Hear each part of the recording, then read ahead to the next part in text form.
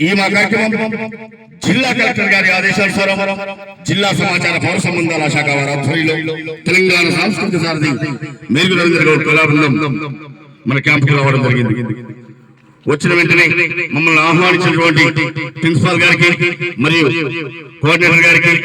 అన్న మేడం గారికి అందరికీ కూడా మా కళాభివందనాలు తెలియజేసుకుంటూ మన నిర్లక్ష్యమే మన ప్రాణాలను తీస్తుంది కాబట్టి నీ నిర్లక్ష్యం నీ అలసత్వం పరిసరాల పరిశుభ్రత లోపం నీ నిర్లక్ష్యం నీ అలసత్వం పరిసరాల పరిశుభ్రత లోపం